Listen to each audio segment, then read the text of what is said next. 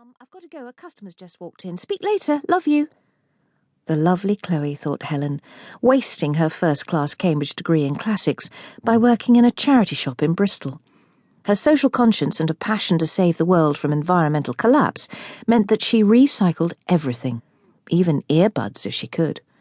Perhaps she did. Chloe was only 22, but seemed so old for her years, a single-minded, single woman. By the time Helen was Chloe's age, she'd been married a year and had just become a mum to Sean. Chloe came along 3 years later. And now they were all grown up. Sean was something big in advertising, and despite the economic mess, he could apparently afford a Porsche Boxster. Should she worry about her children a bit more, she wondered? No, she said out loud. They can worry about me for a change. Helen climbed out of bed and was thrilled once again by the cream, deep-pile carpets that her feet sank into. As her mother used to say, it's never your extravagances you regret, only your economies. Had it been an extravagance to give up her metronome life in West London? She'd amazed herself with the speed and ease of her leap from Chiswick woman to Cornish countrywoman. 1 minute she was ironing Gray's shirts and playing the apparently contented wife. The next, her marriage had finished.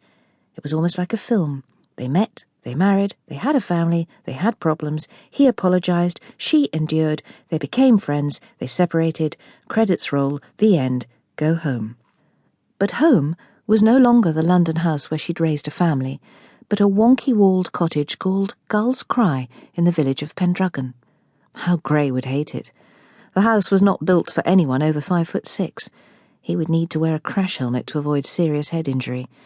A towering 6'3" with a large leonine head and a mane of greying hair worn long and pushed back off his face, he was still a very handsome man. With his bright blue eyes and a permanent tan, most women found him irresistible. Yet he had chosen her, reliable Helen. She thought back to the time they'd first met. It was the mid-80s, and Helen was supplementing her meagre income from the BBC, where she was a secretary in the newsroom, by working odd nights in a wine bar in Shepherd's Bush. Gray was one of the regulars. He flirted with everybody. He drank rosé wine with ice, and was teased by his mates, but he'd just laugh and tell them that only real men drank rosé. He was a partner in an expensive car dealership, and drove a turquoise-blue Rolls-Royce Cornish, nearly always with the roof down. Hearing the deep throb of the V8 engine as he pulled up outside, Helen would quickly check herself in the mirror behind the rows of bottles at the bar. One evening he came in alone, ordered a bottle and 2 glasses, and settled himself at the bar. He was waiting for his latest girlfriend to arrive, but she never did. He drained the first bottle, ordered another, and turned his seductive blue eyes on Helen instead. He waited for her to finish work, took her out for a curry, and then took her to his bed. Helen had fallen completely, totally in love.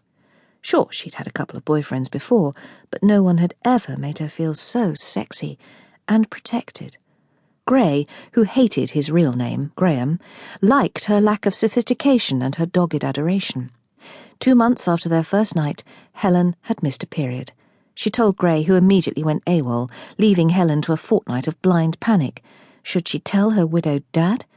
Terrified it would kill him, she kept it all to herself for 2 weeks, until one evening a hungover Gray arrived on her doorstep with a bunch of tulips, a paste diamond ring from Shepherd's Bush Market, and a proposal of marriage. They were married within the month, and her father had the good grace to say nothing when Sean arrived, weighing 8.5 pounds. Even he knew that that was a good size for a premature baby. Helen loved being a mum and a wife. She was a good homemaker and didn't mind Gray's lack of support with nappies or ironing. The car dealership seemed to take up all his daylight hours, but she understood.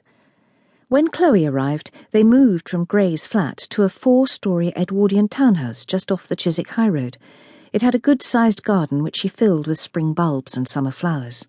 Then, one weekend, they'd thrown a garden party for his workmates. Her friend, Penny, whom she'd met at the BBC, came to help. It was a really warm day, and she'd put the children downstairs in the cool to have a little nap, taking the baby alarm with her. After an hour's silence, she thought they were sleeping well.